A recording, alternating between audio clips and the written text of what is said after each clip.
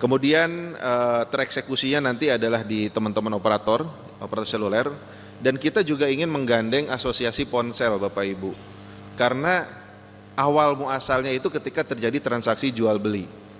Bukan hanya handphone baru, tapi juga handphone second. Nah, handphone second itu nanti kita harapkan juga jelas gitu ya, mungkin seperti kita jual beli motor, ada balik namanya, ada identitasnya. Handphone ini beralih dari atas nama A kepada atas nama B, agar menghindari penyalahgunaan identitas. Hanya bekerja sekedar kewajiban, tapi kita melihat apa yang dibutuhkan oleh masyarakat, itu yang kemudian coba dikembangkan menjadi layanan dari Kementerian Komdigi. Saya setuju juga dengan Pak Dekan dalam sambutannya menekankan 3 aspek di dalam proses akademis ya Pak. Bukti ilmiah, kemudian pengalaman lapangan, dan juga aspirasi masyarakat. Jadi ini harapannya Pak, materi yang kami sajikan berikut ini memang sudah mencakup 3 aspek itu. Lanjut. Nextnya.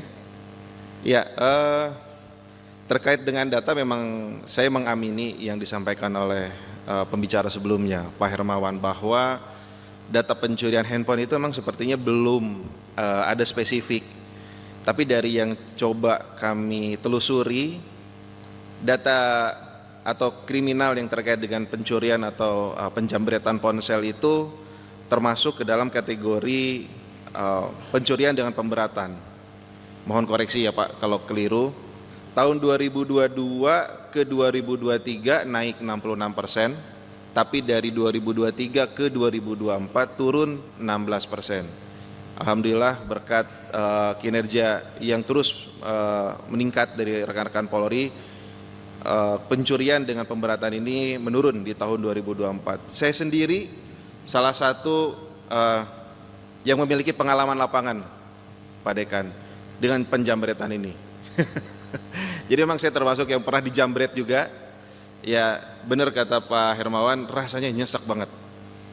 Dan Pak Dekan tadi benar banget, ini bukan cuma kehilangan benda, tapi kehilangan rasa aman, rasa nyaman, paniknya langsung itu. Ibaratnya bulu kuduk dari kepala sampai kaki itu berdiri semua. Waduh, ini data saya bagaimana, dan seterusnya dan seterusnya. Jadi memang handphone itu bendanya kecil tapi maknanya luar biasa besar. Next.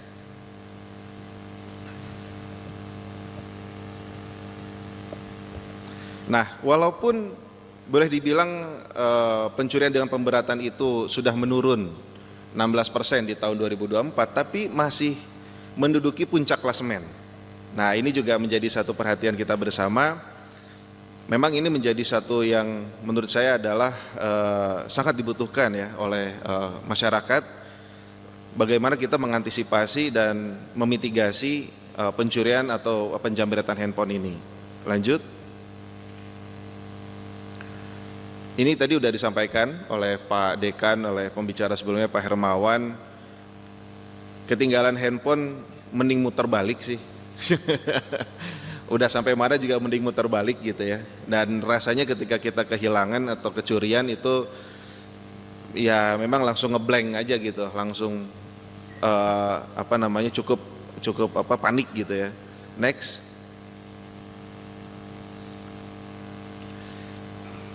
Yang pertama, kami di Komdigi Pak memang sedang merancang layanan untuk pemblokiran email ini. Tapi yang perlu digarisbawahi Bapak Ibu, teman-teman, adik-adik ya, layanan ini tidak akan seperti layanan registrasi prabayar yang sifatnya dulu mandatori. Agar tidak salah kaprah ya, jadi kalau layanan ini pun diluncurkan, ini sifatnya adalah opsional, offering. Jadi bagi yang ingin mendapatkan manfaatnya, silahkan registrasi, tapi tidak wajib. Seperti itu. Jadi ini kembali ke usernya sendiri masing-masing gitu ya. Tujuannya kurang lebih ada 6. Yang pertama tentu kita ingin berikan perlindungan konsumen. Mungkin nanti Pak Heru dari BPKN dan yang dari YLKI pembicara berikutnya mungkin akan lebih mengeksplor terkait dengan perlindungan konsumen.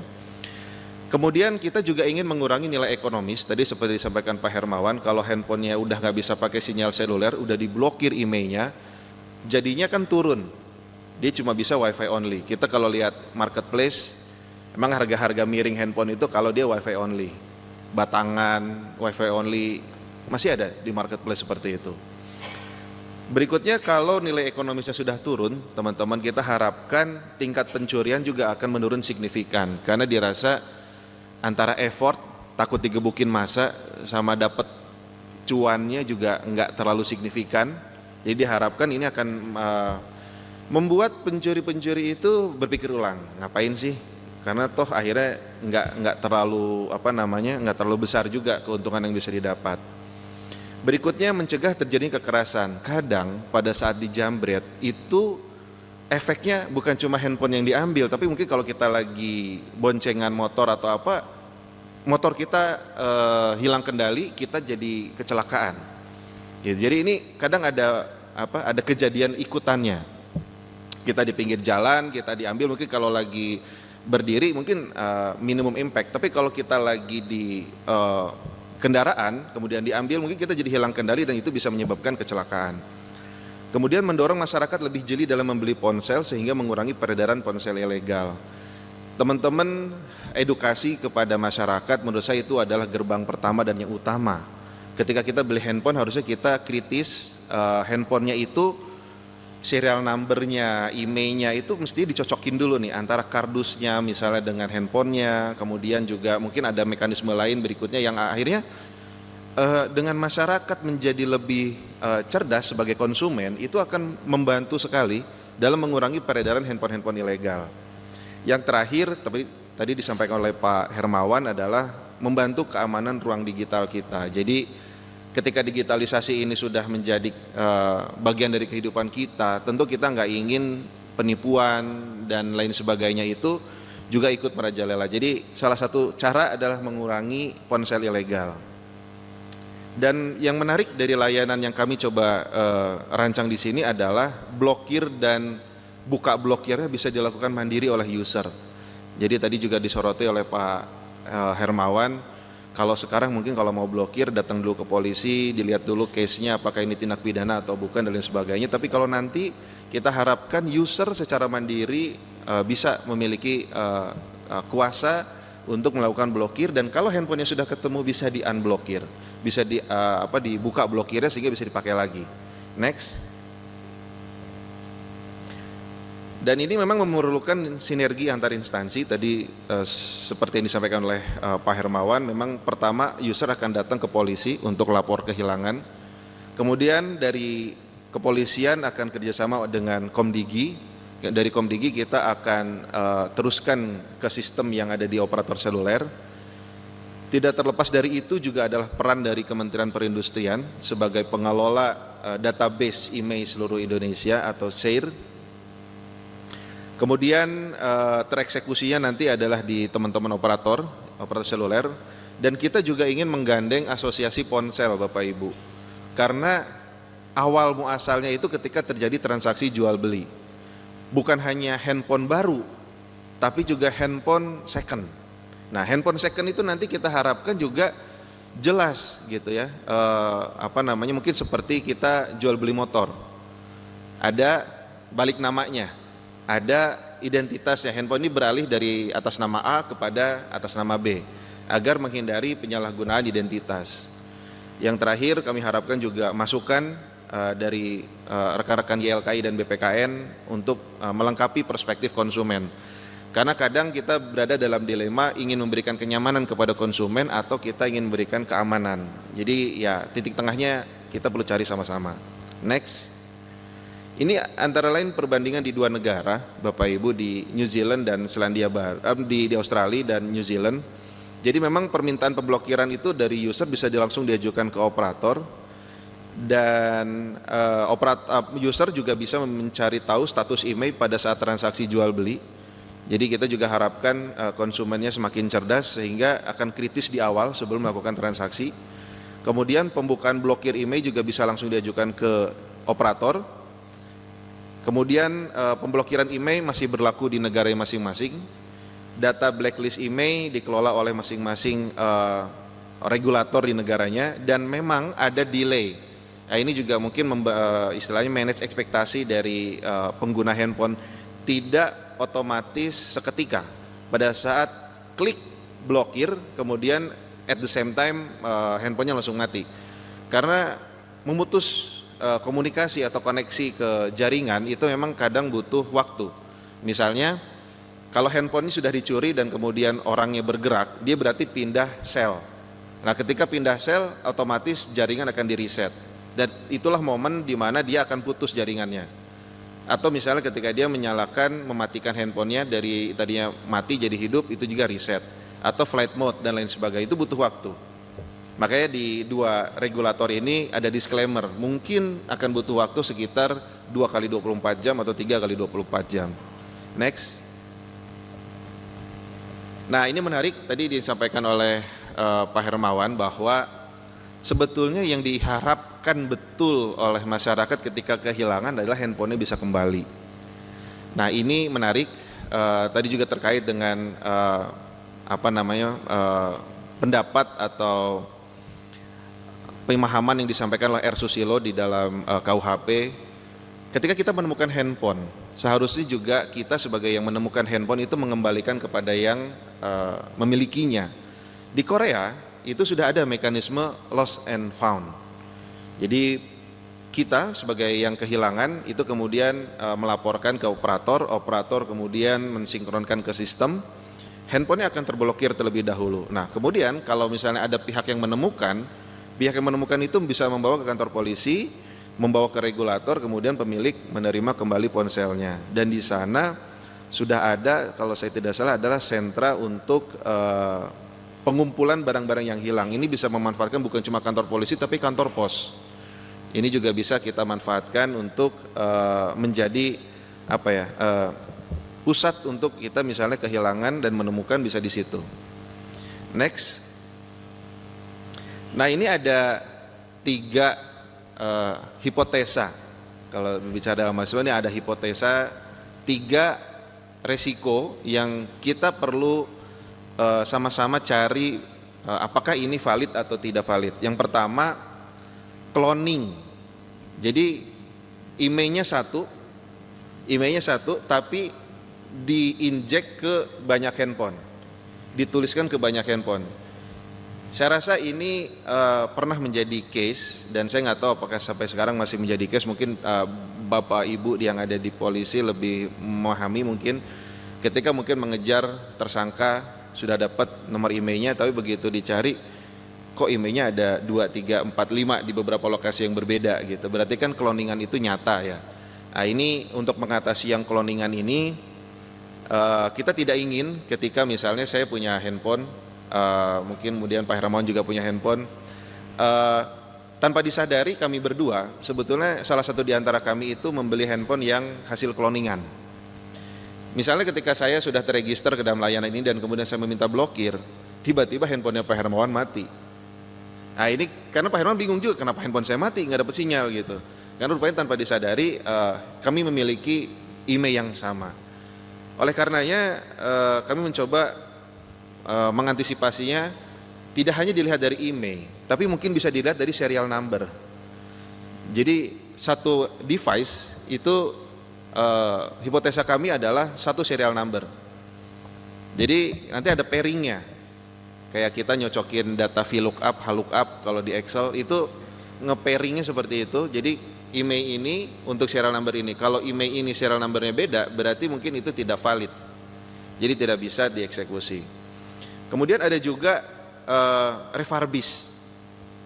Refurbish itu jadi handphonenya cacat, atau mungkin sebenarnya ada mesinnya, tapi kemudian dia direparasi lagi, dibagusin lagi, pakai spare part gitu.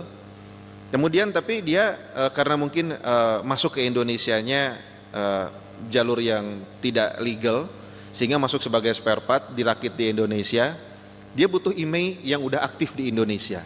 Nah, caranya gimana?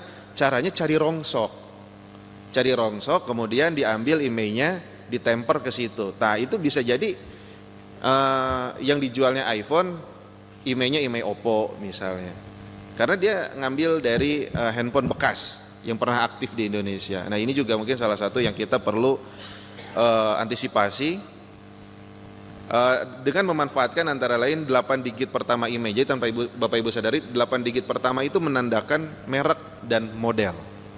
Jadi kalau 8 digit pertama itu kita bisa tahu oh ini Samsung S23 Ultra atau ini Xiaomi apa gitu. Nah ini kita bisa cek. Jadi ketika user menginput HP saya merek anu, tipenya anu, nanti ketika dicocokin dengan IMEI-nya beda, ini berarti refurbish yang tidak resmi. Karena kalau refurbish ada juga yang jalur resmi, pasti itu sama, tidak ada tidak konsistenan. Berikutnya menariknya adalah blokir ini itu konteksnya domestik. Jadi kalau misalnya dicurinya di Batam, dibawa ke Singapura, di Batamnya tidak aktif, di Singapura aktif. Nah ini harus dilakukan koordinasi lintas negara agar tidak terjadi transaksi handphone curian karena sudah diblokir di Indonesia misalnya kemudian dijual di Singapura atau sebaliknya sudah diblokir di Malaysia di Singapura tapi diperjualbelikannya di Batam. Kurang lebih seperti itu. Next. Sehingga untuk diskusi Bapak Ibu ini beberapa pancingan pertanyaan, bagaimana kira-kira cara mudah bagi pelanggan dari kacamata konsumen, enaknya gimana sih? Mau pakai website, buka laptop, atau kita langsung bisa mengakses registrasi dan blokir IMEI ini dari My Telkomsel kita, My IM3 kita, atau My XL kita. Kayaknya itu satu pintu mungkin lebih enak gitu ya, karena kita udah biasa bertransaksi atau apapun, karena dengan kita masuk login ke My Telkomsel, My IM3 atau My XL, sebenarnya udah terjadi verifikasi know your customer. Jadi kita dari operator sendiri udah mulai verifikasi, tapi ini juga mohon masukan, barangkali ada perspektif lain dari Bapak Ibu, adik-adik semua. Kemudian juga bagaimana cara akurat kalau kita ingin mengantisipasi yang masalah cloning tadi itu. Jadi kalau tadi kami kepikirannya IMEI dengan serial number itu di pairing, kalau itu cocok baru dieksekusi. Nah, apakah ada cara lain? Mohon masukannya. Dan berikutnya adalah next. Nah ini beberapa mungkin yang kita juga perlu diskusikan bersama. Apakah kita juga ingin membuat roadmap sampai seperti yang ada di Korea, sampai bisa found-nya juga, nggak cuma sekedar berhenti di blokir. Kemudian bagaimana mekanismenya itu bisa dikembalikan ke pemiliknya. Dan yang pertama kita lakukan tentunya adalah memblokir IMEI. Jadi Bapak Ibu semua ini ujungnya adalah kami dari Komdigi mencoba mengelola persepsi publik dan meminta masukan dari publik sebelum layanan ini memang dideliver ke publik. Jadi kita meminimalisir munculnya sentimen negatif atau hal-hal yang di luar dari tujuan kita. Next. Ya kalau tadi MC pakai pantun, kalau saya pakai kalimat saja. Jadi blokir mantan menutup peluang balikan lagi, kalau blokir IMEI menutup peluang HP curian dipakai lagi. Terima kasih, saya Adis Alifiawan. Assalamualaikum warahmatullahi wabarakatuh. Baik, terima kasih Bapak Adis, luar biasa sudah menyiapkan kalimatnya Bapak Adis ya. Oke, terima kasih Bapak Adis, dipersilakan untuk ke tempat duduknya kembali. Dan juga izin ini Bapak Adis, konon katanya Bapak Adis ini ada singkatan namanya nih. Bapak Adis, izin ya Pak ya. Ini singkatannya auranya disukai para gadis-gadis, betul Bapak? Tepuk tangan sekali lagi untuk Bapak Adis, ya luar biasa sekali.